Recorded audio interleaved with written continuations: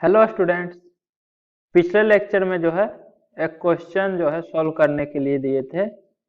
आज जो है उसी को डिस्कस करेंगे और आगे कंटिन्यू करेंगे, जो कि मोल कंसेप्ट का पार्ट 21 है। यदि आपने अभी तक पार्ट 1 to 20 नहीं देखे हैं तो हमारे चैनल पर जाके पार्ट 1 to 20 देख लें। तो आपके पास ये रिएक्शन दिया हुआ था और आपको इनिशियली 2 मोल Re2O7 का दिया गया, तो कितना वेट CO2 का बनेगा ये आपको पता करना है। तो सबसे पहले तो आपको इस रिएक्शन को बैलेंस करना पड़ेगा। इसको बैलेंस करने का दो तरीका है। पहला तो आप मान लीजिए कि A मोल Re2O7 का रिएक्ट किया तो Re2CO होल्टेन प्लस CO2 बना है। तो देखिए प्रोडक्ट साइड में एक ही जगह Re है, तो इधर अगर A है Re तो यहाँ पे भी A होगा, तभी तो Re बैलेंस होगा। Re बैलेंस हो गया। अब मान लीजिए कि B मोल CO2 का बना है, तो अगर B मोल CO2 का बना है तो प्रोडक्ट साइड टोटल कितना कार्बन एटम लगा है, यहाँ CO होल 10 है, तो एक Re2CO होल 10 में 10 कार्बन एटम है। तो अगर A मोल बनता है तो 10A मोल कार्बन एटम होगा, और CO2 में एक कार्बन एटम रहता है, और B मोल अगर बन रहा है तो 10A plus B mole carbon का बनेगा। तो 10A प्लस B मोल, रिएक्टेंट साइड में सिर्फ CO में ही कार्बन है, तो इधर भी 10A प्लस B होना चाहिए। तो CO में एक कार्बन एटम रहता है, एटोमिसिटी 1 है, तो 10A plus B CO atom रहेगा, तभी तो 10A plus B carbon atom produce होगा। तो A मोल प्लस 10A प्लस B मोल CO का रहेगा, तब जाके आपका A times Re2CO whole 10 plus B time CO2 gas produce होगा। अब ऑक्सीजन को बैलेंस कर दीजिए। Re और कार्बन तो बैलेंस हो गया, बस ऑक्सीजन बचता है। तो लेफ्ट हैंड साइड में जितना ऑक्सीजन एटम है प्रोडक्ट साइड में भी उतना होना चाहिए। तो Re2O7 में 7 होता है, A मोल है तो 7A मोल ऑक्सीजन का होगा, और CO में एटोमिसिटी 1 है, और 10A प्लस B मोल CO का है, तो 10A प्लस B मोल ऑक्सीजन एटम का भी होगा। तो 7 है Re2O7 में, और 10A प्लस B मोल ऑक्सीजन एटम कार्बन मोनोऑक्साइड में है, तो 7A plus 10A plus B। तो ये तो रिएक्टेंट साइड हुआ। प्रोडक्ट साइड में यहाँ देखिए CO होल 10, तो 10 ऑक्सीजन एटम है, A मोल है तो आपके पास 10A मोल हो जाएगा ऑक्सीजन एटम का। CO2 में 2 मोल है और B मोल CO2 का बनता है, तो 2B मोल ऑक्सीजन एटम होगा। तो प्रोडक्ट साइड में 10A प्लस 2B है। रिएक्टेंट साइड में जितना ऑक्सीजन उतना ही प्रोडक्ट साइड में होना चाहिए, तो this equal to 10A plus 2B। तो यहाँ से B इक्वल टू 7A आ जाएगा। तो यहाँ पे आप B के जगह 7A रख दीजिए, तो A times Re2O7 plus 17ACO से A time Re2CO whole 10 plus 7ACO2। इसको जो है आप एक कैंसिल आउट भी कर सकते हैं, मतलब Re2O7 प्लस 17CO से Re2CO होल 10 प्लस 7CO2, वही चीज तो है। ए का वैल्यू 1 रख दीजिए, या ए सब जगह है सेम रेशियो में, तो ए कैंसिल आउट हो जाएगा। ये आपका बैलेंसिंग रिएक्शन है। इसी को बैलेंस करने का दूसरा तरीका है। अभी हम माने थे कि ए मोल Re2O7 से A मोल Re2CO होल 10 तो बनता है, और B मोल CO2 का बनता है। अब मानिए कि A मोल Re2O7 B मोल CO के साथ रिएक्ट करता है, तो प्रोडक्ट बनता है। अब आप बैलेंस कीजिए, तो Re रिएक्टेंट साइड में सिर्फ यही है और प्रोडक्ट साइड में सिर्फ यहाँ है, तो यहाँ के अकॉर्डिंग यहाँ भी A ही होगा, तभी तो इधर भी एक में 2 Re रहता है, तो A मोल में 2A और इधर भी 2A, तो Re बैलेंस हो गया। अब कार्बन, B मोल कार्बन है, कार्बन मोनोऑक्साइड से ही सिर्फ कार्बन आएगा, तो B मोल कार्बन, और इधर जो है CO Re2CO होल 10 में भी कार्बन है, तो A मोल Re2CO होल 10 में 10A मोल रहेगा कार्बन का, और B मोल CO2 में B मोल रहेगा कार्बन का। तो प्रोडक्ट साइड में 10A प्लस, सॉरी B थोड़ी ना है, इधर तो पता ही नहीं है कितना मोल CO2 का है। तो मान लीजिए कि इधर X है बैलेंसिंग में, तो यहाँ से B equal to 10A plus X आ जाएगा, तो X equal to B minus 10A होगा, तभी number of carbon atom balance होगा। कहने का मतलब यहाँ अगर आप B लिखिएगा तो 10A प्लस B लिखना पड़ेगा, अगर यहाँ B लिखिएगा तो इसका 10A तो यही यूज हो गया बी का, तो CO2 में B माइनस 10A यूज होगा। कार्बन रिएक्टेंट साइड में टोटल इतना, यही प्रोडक्ट साइड में होना चाहिए। तो B में से 10A यूज हो गया, तो B माइनस 10A CO2 में यूज होगा ना। तो यहाँ B माइनस 10A आपको लिखना पड़ेगा इस जगह पे, B माइनस 10A और ये B। अब ऑक्सीजन एटम को बैलेंस कर दीजिए, तो 7A प्लस B, यहाँ 10A के जगह सिर्फ B होगा। अब इस तरफ आ गया 10A प्लस, इस केस में B माइनस 10A मोल है CO2 का, और एक CO2 में ट्वाइस ऑक्सीजन एटम रहता है, तो twice of B minus 10A हो जाएगा। तो twice of B minus 10A जब होगा, अब आप इसको सिंप्लीफाई कीजिए, तो 7A plus B equal to 2B minus 10A, ये 2B minus 20A plus 10A हो जाएगा, तो 2B minus 10A equal to 7A plus B। B इधर आएगा तो 2B माइनस B होगा, और ये 10A इस तरफ आएगा, तो 10 प्लस 7 तो 17A हो जाएगा। तो B इक्वल टू 17A। यहाँ पे आप लिखिएगा ARE2O7 प्लस 17ACO से A times Re2CO whole 10 plus B minus 10A, तो 17A माइनस 10A, तो 7ACO2। बैलेंस करने के बाद फाइनली यही आएगा। दोनों में से किसी मेथड से आप बैलेंस कर सकते हैं, फिर A आप कैंसिल आउट कर दीजिए, तो आपका ये वाला बैलेंसिंग आ जाएगा। Re2O7 प्लस 17CO से Re2CO होल 10 प्लस 7CO2। अब 2 मोल Re2O7 का है, तो देखिए 1 मोल से 7 मोल CO2 बनता है, तो 2 मोल से 14 मोल बनेगा। जितना Re2O7 उसका 7 टाइम्स, तो 14 मोल CO2 का प्रोड्यूस होगा। तो वेट ऑफ CO2 कितना होगा? 1 मोल CO2 का वेट होगा 12 प्लस 16 इंटू 2, 12 प्लस 32, 44 ग्राम। ग्राम मोलिकुलर मास CO2 का है 44 ग्राम, तो 1 मोल का वेट है 44 ग्राम, तो 14 मोल का वेट कितना होगा? 14 इंटू 44। ये 12 प्लस 32 ग्राम मोलिकुलर मास है, 1 मोल का वेट, तो 14 इंटू 44 आएगा। इसका वैल्यू आ जाएगा 616 ग्राम। तो weight of CO2 he find out करना था, ये फाइंड आउट हो गया। इसके बाद जो है कुछ इंपॉर्टेंट केमिकल रिएक्शन है, इसका जो है यूज आएगा आगे। अगर आप अभी नहीं भी याद करते हैं तो मोल कॉन्सेप्ट में इसका ज्यादा यूज नहीं आएगा, सारा रिएक्शन आपको दे दिया ही जाएगा, लेकिन इनऑर्गेनिक केमिस्ट्री में आपको फाइनली याद करना ही पड़ेगा। तो अभी याद कर लीजिएगा तो ज्यादा सही रहेगा। एक एक करके हम सारा रिएक्शन बताएंगे, क्योंकि उस टाइम आपको बहुत सारा रिएक्शन याद करना रहेगा। तो अगर ये सब रिएक्शन आप अभी याद कर लीजिएगा तो उस टाइम आपको कम बर्डन रहेगा, धीरे धीरे करके याद हो जाएगा इनऑर्गेनिक केमिस्ट्री भी। तो some important chemical reaction. First chemical reaction है मेटल कार्बोनेट। अगर किसी भी मेटल कार्बोनेट को अगर आप हीट करते हैं तो वो metal oxide plus carbon dioxide बनाता है, मतलब ये डिकम्पोज कर जाता है और कार्बन डाइऑक्साइड गैस रिलीज करता है plus metal oxide. Exception sodium, potassium, rubidium, caesium, इन सभी का मेटल कार्बोनेट डिकम्पोज नहीं करता है। इसके बाद एक्सेप्शन रिएक्शन, अगर सिल्वर का कार्बोनेट है Ag2CO3, तो इसको जब आप हीट कीजिएगा तो मेटल ऑक्साइड ना बन के मेटल बनता है, plus CO2 plus oxygen gas release होता है।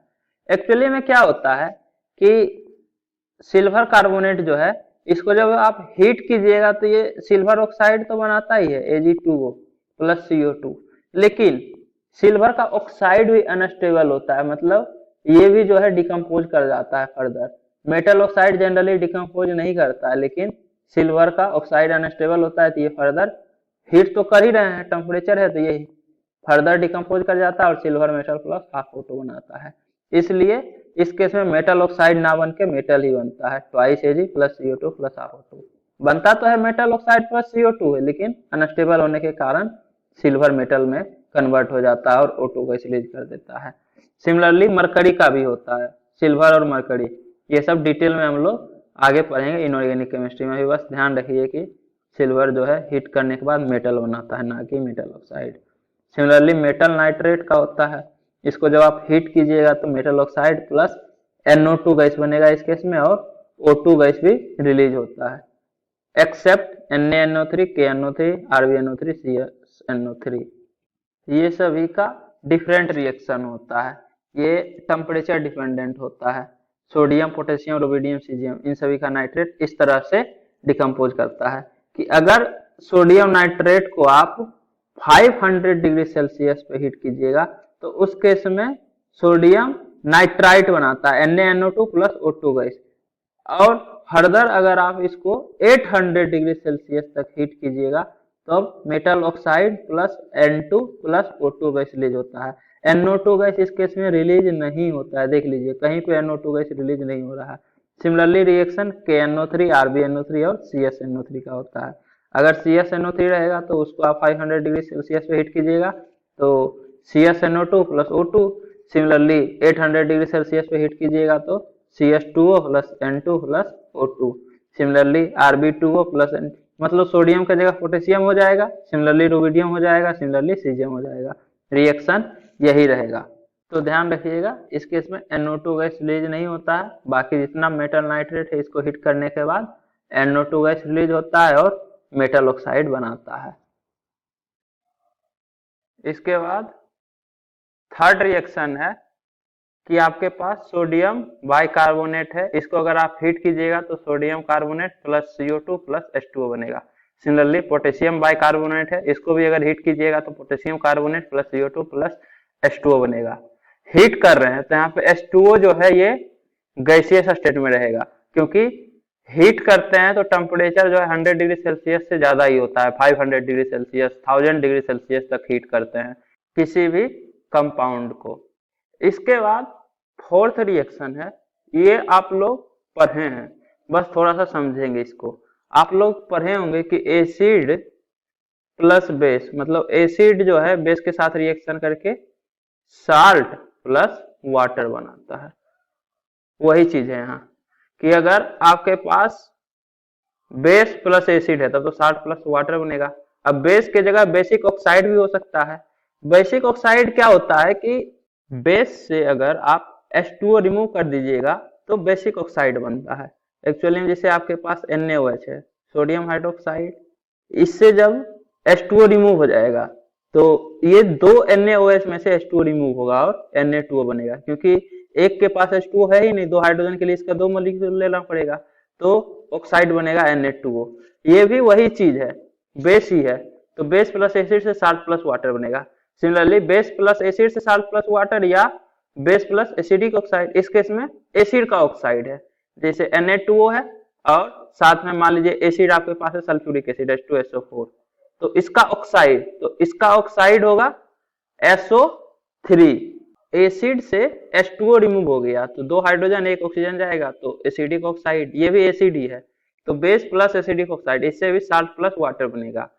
लेकिन अगर basic oxide plus acidic oxide रहेगा तो उस केस में साल्ट बनेगा, वाटर नहीं बनेगा। ऐसा क्यों? क्योंकि देखिए अगर एसिडिक ऑक्साइड प्लस बेस है तो इस केस में बेस के पास हाइड्रोजन रहता है, लेकिन अगर basic oxide plus acidic oxide है तो बेसिक ऑक्साइड से भी आप H2O पहले ही बाहर निकाल लीजिए, आपके पास जो ऑक्साइड है यहाँ पे हाइड्रोजन नहीं है। सिमिलरली एसिडिक ऑक्साइड जो है इसमें भी हाइड्रोजन नहीं है, तो H2O कहाँ से बनेगा? अगर हाइड्रोजन है ही नहीं तो H2O बनने के लिए हाइड्रोजन का रहना जरूरी है।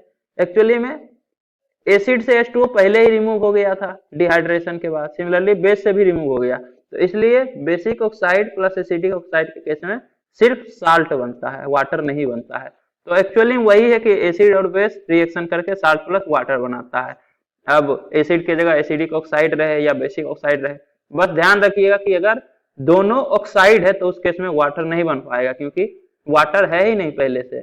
इसके बाद फिफ्थ रिएक्शन है मेटल कार्बोनेट या मेटल सल्फाइड। ये जब रिएक्शन करता है HCl के साथ, तो HCl के साथ जब रिएक्शन करता है तो मेटल क्लोराइड बनाता है। H2SO4 के साथ अगर रिएक्शन करता है तो मेटल सल्फेट बनाता है। अगर H3PO4 के साथ रिएक्शन करता है तो मेटल फॉस्फेट बनाता है। और साथ में अगर कार्बोनेट है तो CO2 गैस रिलीज होगा प्लस H2O, अगर सल्फाइड है तो उसके इसमें SO2 गैस रिलीज होगा प्लस H2O। इसको एक एग्जाम्पल समझते हैं। मेटल कार्बोनेट है और H3PO4 है, तो मेटल कार्बोनेट प्लस H3PO4 से मेटल फॉस्फेट, मेटल आपका कैल्शियम है तो कैल्शियम का फॉस्फेट बनेगा, और कार्बोनेट के केस में CO2 गैस रिलीज होता है प्लस H2O, तो प्लस CO2 प्लस H2O। इसी तरह से अगर मेटल सल्फाइड रहेगा प्लस H3PO4 तो मेटल फॉस्फेट प्लस सल्फाइड के केस में SO2 plus H2O। Similarly HCl रहेगा तो मेटल क्लोराइड प्लस CO2 अगर कार्बोनेट है तो, और अगर मेटल सल्फाइड का रिएक्शन HCl से करवाइएगा तो मेटल क्लोराइड प्लस SO2 बनेगा और साथ में पानी रहेगा ही। तो ये एग्जाम्पल के तरह आपको बता दिए, कुछ भी रहेगा आप इस तरह से रिएक्शन करवा सकते हैं। बाकी आप इसको बैलेंसिंग कर दीजिए, जैसे इधर H3PO4 होल 2 है तो यहाँ 2 और यहाँ 3, नहीं 3 कैल्शियम तो हो गया, PO4 होल 2 हो गया। इसके बाद यहाँ कार्बन, 3 कार्बन है तो इधर भी 3CO2 बनेगा, तभी 3 कार्बन रह सकता है, जितना कार्बन था सारा कन्वर्ट हो गया। और इधर 6 हाइड्रोजन, H2O में 2 हाइड्रोजन होता है तो 3 H2O अगर रहेगा तो 6 हाइड्रोजन हो जाएगा। अब आप देख लीजिए ऑक्सीजन बैलेंस नहीं किए, ऑक्सीजन भी सेम ही होगा।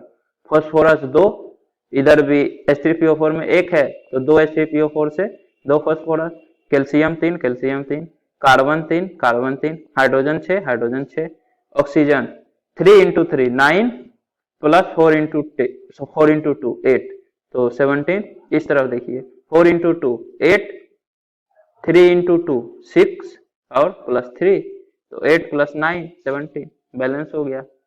इस तरह से आप बैलेंसिंग कर सकते हैं। इसके बाद अब जो है एक क्वेश्चन है, 14.2 gram of a mixture of CaCO3 and MgCO3 on heating produces 3.36 liter of CO2 at STP. Mass percent of each component in mixture equal to what? तो 14.2 ग्राम पूरे सैंपल का मास दिया हुआ है, उसमें से कितना ग्राम CaCO3 है और कितना ग्राम MgCO3 है ये पता नहीं है। और जब इसका रिएक्शन करते हैं, मतलब इसको हीट करते हैं, तो CO2 जो प्रोड्यूस होता है वो 3.36 लीटर होता है STP पे। तो कितना मास परसेंट है ये आप बताइए। तो क्या कीजिए कि या तो आप मान लीजिए कि x ग्राम CaCO3 है तो उस केस में 14.2 माइनस x इतना ग्राम MgCO3 का होगा। तो अगर CaCO3 का x ग्राम है तो कितना मोल होगा CaCO3 का, तो नंबर ऑफ मोल हो जाएगा वेट, टोटल वेट x ग्राम है divided by gram molecular mass. तो ग्राम मोलिकुलर मास कितना होगा CaCO3 का, तो कैल्शियम का होता है 40, कार्बन का 12 और ऑक्सीजन का 16 into 3 48, तो ये 100 ग्राम हो गया। तो एक मोल का वेट है 100 ग्राम, तो x ग्राम में कितना वेट होगा, तो नंबर ऑफ मोल होगा total weight divided by gram molecular mass. तो नंबर ऑफ मोल CaCO3 का है x/100। अब MgCO3, तो मैग्नीशियम का होता है 24, कार्बन का 12 और ऑक्सीजन का फिर 16, लेकिन 3 है तो 16 into 3, तो ये होगा 84। तो ग्राम मोलिकुलर मास MgCO3 का आ गया 84, तो नंबर ऑफ मोल कितना होगा 14.2 माइनस x डिवाइडेड बाय 84। तो दोनों का मोल पता चल गया, MgCO3 का और CaCO3 का। अब दोनों मेटल कार्बोनेट है, तो मेटल कार्बोनेट को जब हीट करते हैं तो मेटल ऑक्साइड प्लस CO2 बनता है, तो CaCO3 से CaO प्लस CO2 बनेगा। सिमिलरली MgCO3 को भी हीट कीजिएगा तो MgO प्लस CO2 बनेगा। अब आप देखिए एक मोल से एक मोल CO2 बनता है, तो अगर x/100 मोल है CaCO3 का तो x/100 मोल CO2 का बनेगा। और एक मोल से एक मोल बनता है CO2 MgCO3 के केस में भी, तो 14.2 माइनस x अपॉन 84, अगर इतना मोल है तो इतना ही मोल CO2 का ही बनेगा, 14.2 माइनस x अपॉन 84। तो टोटल मोल आपको CO2 का बना है x/100 plus 14.2 minus x upon 84, x/100 plus this हो गया, ये मोल ऑफ CO2 बना है। अब बोल रहा है कि जो CO2 प्रोड्यूस हुआ है STP पे 3.36 लीटर CO2 प्रोड्यूस हुआ है, तो अगर इतना मोल CO2 का है तो STP पे कितना वॉल्यूम होगा, एक मोल के करस्पॉन्डिंग वॉल्यूम होता है 22.4 लीटर। तो इतना मोल अगर है तो इतना इंटू 22.4, एक मोल के करस्पॉन्डिंग इतना, तो x मोल के corresponding x into 22.4, number of mole into 22.4, तो नंबर ऑफ मोल इतना है तो इंटू 22.4, तो इतना लीटर CO2 प्रोड्यूस हुआ होगा। और दिया हुआ है कितना CO2 प्रोड्यूस हुआ है 3.36।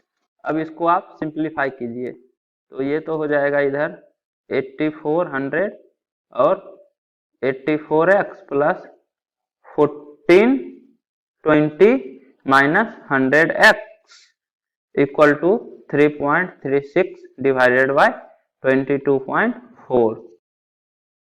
इसको अगर आप इस तरह से कीजिएगा तो यहाँ 10 और यहाँ 100 होगा।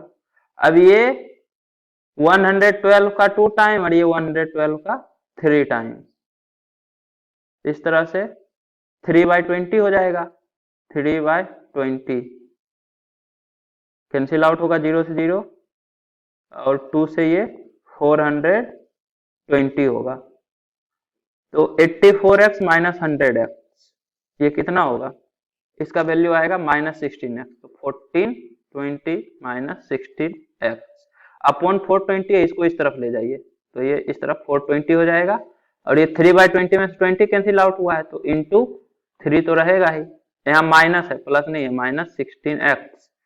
तो 16x इस तरफ जाएगा और इस तरफ आएगा 1260। 1420 माइनस 1260 इक्वल टू 16x। तो यहाँ से x इक्वल टू आएगा ये 160 और डिवाइडेड बाय 16 हो जाएगा तो x इक्वल टू 10 होगा। तो x आप किसको माने थे? x माने थे CaCO3 का वेट। तो आपके पास 10 ग्राम CaCO3 है और टोटल 14.2 ग्राम है, तो MgCO3 4.2 ग्राम है। तो मास परसेंट ऑफ CaCO3 होगा 14.2 ग्राम में 10 ग्राम है, तो 10 डिवाइडेड बाय 14.2 इंटू 100। और मास परसेंट ऑफ MgCO3 होगा 4.2 डिवाइडेड बाय 14.2 इंटू 100 या फिर 100 minus mass percent of CaCO3, क्योंकि दोनों का मास परसेंट का सम तो 100 होगा ही, टोटल 100% ही होगा ना मास, क्योंकि तीसरा कोई एलिमेंट तो है नहीं। तो इन्हीं दोनों का मास परसेंट 100 के इक्वल होगा। तो या तो आप मास परसेंट ऑफ CaCO3 निकाल लीजिए तो MgCO3 100 minus mass percent of CaCO3 या फिर 4.2 डिवाइडेड बाय 14.2 इंटू 100। इसका वैल्यू जो है कितना आता है देखिए, ये मास परसेंट ऑफ CaCO3 वही चीज है यहाँ 0.1 इंटू 100, 10 डिवाइडेड बाय 14.2 इंटू 100 ही तो है। तो ये 10 इंटू 100,000 हो जाएगा, 10 इंटू 100,000 हो जाए। अच्छा ये कैंसिल आउट हो गया तो 100 इंटू 100 अपॉन 142, ये 70.4 आया। आप 10 डिवाइडेड बाय 14.2 इंटू 100 भी कीजिएगा तो यही होगा। तो मास परसेंट ऑफ MgCO3 हो जाएगा 100 माइनस 70.4, तो ये 29.6% होगा। या फिर आप 4.2 डिवाइडेड बाय 14.2 इंटू 100 से भी कर सकते हैं, इससे भी यही वैल्यू आएगा। अब देखिए ये थोड़ा सा अलग तरीका है, इसमें हम मास ना मान के मान लिए कि x मोल CaCO3 का है और y मोल MgCO3 का है। तो अगर x मोल CaCO3 का है तो मास कितना होगा CaCO3 के कारण? तो 1 मोल का वेट होता है 100 ग्राम, तो x मोल का वेट होगा x इंटू 100। तो ये जो है मास ऑफ CaCO3 हो गया। सिमिलरली 1 मोल का वेट होता है 84 ग्राम MgCO3 का, तो y मोल का वेट होगा 84 इंटू y, और इन दोनों का मास का सम 14.2 होना चाहिए। तो यहाँ से 100x plus 84y equal to this, तो एक इक्वेशन आ गया 25x plus 21y equal to 3.55। इसके बाद ये रिएक्शन मेटल कार्बोनेट से मेटल ऑक्साइड प्लस CO2, तो 1 मोल से 1 मोल बनता है तो x मोल से x मोल CO2 बनेगा। सिमिलरली y मोल से y मोल CO2 बनेगा। तो टोटल मोल CO2 का कितना होगा? x प्लस y मोल आ गया, और 1 मोल के कोरस्पोंडिंग 22.4 लीटर, तो x प्लस y के कोरस्पोंडिंग इतना इंटू 22.4, इतना लीटर CO2 प्रोड्यूस होगा एसटीपी पे। Number of mole into 22.4 litre volume होता है किसी भी गैस का एसटीपी पे, तो इतना वॉल्यूम, और वॉल्यूम दिया हुआ 3.36। तो यहाँ से एक और इक्वेशन आएगा x plus y equal to 3/20, तो 20x plus 20y equal to 3 और 25x plus 21y equal to 3.55। तो यहाँ से x और y का वैल्यू आ जाएगा। तो x का वैल्यू आया 1/10, मतलब number of mole of CaCO3 आ गया 0.1 मोल, और y का वैल्यू आया 0.05। तो नंबर ऑफ मोल अगर पता है तो आप ग्राम मोलिकुलर मास से मल्टीप्लाई कर दीजिएगा तो मास भी पता चल जाएगा। तो 0.1 मोल अगर CaCO3 का है तो आपके पास 0.1 इंटू 100 इतना मास है CaCO3 का, ये 10 ग्राम होता है। तो आपके पास 10 ग्राम CaCO3 है 14.2 ग्राम में से, तो mass percent of CaCO3 equal to 0.1 into 100 divided by this into 100। और सिमिलरली 14.2 ग्राम में अगर 10 ग्राम CaCO3 है तो 4.2 ग्राम MgCO3 होगा। या फिर 0.05 मोल है और 1 मोल का वेट होता है 84 ग्राम, तो 0.05 मोल का वेट होगा 0.05 इंटू 84, इसका वैल्यू आएगा 4.2 ग्राम। तो MgCO3 आपके पास 4.2 ग्राम है 14.2 ग्राम में, तो मास परसेंट हो जाएगा 4.2 डिवाइडेड बाई 14.2 इंटू 100। तो दोनों में से किसी भी मेथड से आप निकाल सकते हैं, यही तरीका है। उम्मीद करता हूं कि आपको ये वीडियो पसंद आई होगी। यदि आपको ये वीडियो पसंद आई है तो इसे लाइक करें, कमेंट करें और अपने दोस्तों के बीच शेयर करना ना भूलें। Thank you.